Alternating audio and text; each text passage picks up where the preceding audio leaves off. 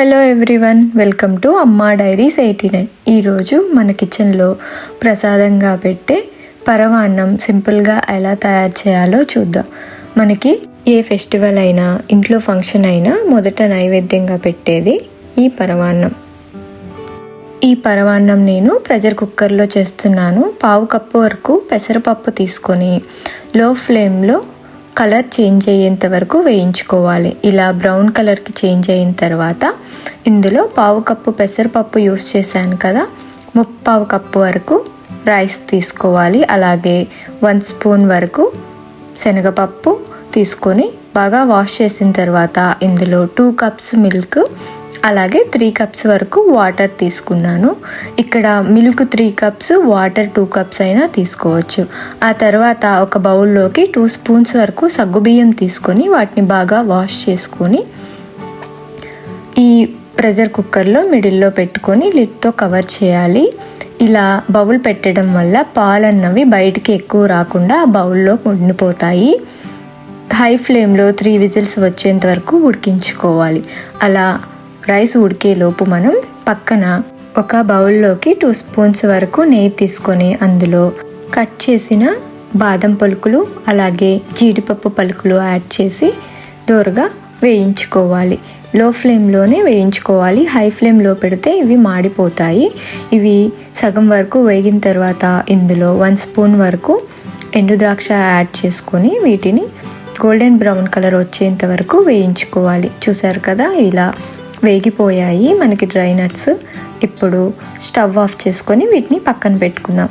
మనకి ఇలా విజిల్స్ అయిపోయిన తర్వాత ఒక 10 to 15 మినిట్స్ అలా వదిలేసిన తర్వాత మనము ఈ ప్రెషర్ కుక్కర్ మూతను తీసేయాలి. చూసారు కదా, ఇక్కడ పాలన్నవి బయటికి రాకుండా లోపల బౌల్లోనే ఉండిపోయాయి. సగ్గుబియ్యం కూడా మనకి పర్ఫెక్ట్గా ఉడికాయి. ఇప్పుడు ఆ పాలని కుక్కర్లోనే ఉంచేసి ఆ పాలలో ఈ రైస్ని బాగా ఉడికించాలి. ఇలా కలుపుకుంటూ లో ఫ్లేమ్లో ఆ పాలన్నీ ఇంకిపోయేంత వరకు మనం రైస్ని కుక్ చేసుకోవాలి.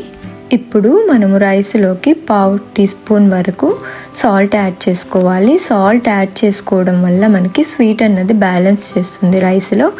ఇక్కడ చూసాం కదా, పాలన్నీ పర్ఫెక్ట్గా కుక్ అయిపోయాయి. ఆ తర్వాత ఇందులోకి 1.5 కప్పు వరకు బెల్లం తీసుకున్నాను. స్వీట్ ఎక్కువ కావాలి అనుకున్న వాళ్ళు 1.25 కప్పు వరకు తీసుకోవచ్చు. ఇలా బెల్లం అంతా మిక్స్ అయ్యేలాగా రైస్లో కలుపుకోవాలి. ఇలా కలిపిన తర్వాత ఒక 5 మినిట్స్ వరకు బెల్లంలో రైస్ని ఉడికించాలి. ఇలా ఉడికించేటప్పుడు మధ్యలో 1 స్పూన్ వరకు నెయ్యి యాడ్ చేసి మిక్స్ చేసుకోవాలి. ఇలా నెయ్యి యాడ్ చేయడం వల్ల మనకి పరమాన్నం మంచి ఫ్లేవర్గా ఉంటుంది. తర్వాత 1/2 టీ స్పూన్ వరకు యాలకుల పొడి యాడ్ చేసి మిక్స్ చేసుకోవాలి. ఆ తర్వాత ఇందులోకి వేయించి పక్కన పెట్టుకున్న నట్స్ యాడ్ చేసుకొని బాగా కలిసేలాగా అంతా మిక్స్ చేసుకోవాలి. మీ దగ్గర పచ్చకర్పూరం ఉందనుకోండి, కొంచెం యాడ్ చేసుకోండి. మనకి అచ్చం గుళ్ళో పెట్టే ప్రసాదం లాగే ఉంటుంది. చూసారు కదా, ఎంతో సింపుల్గా పరమాన్నం ప్రెషర్ కుక్కర్లో రెడీ అయిపోయింది.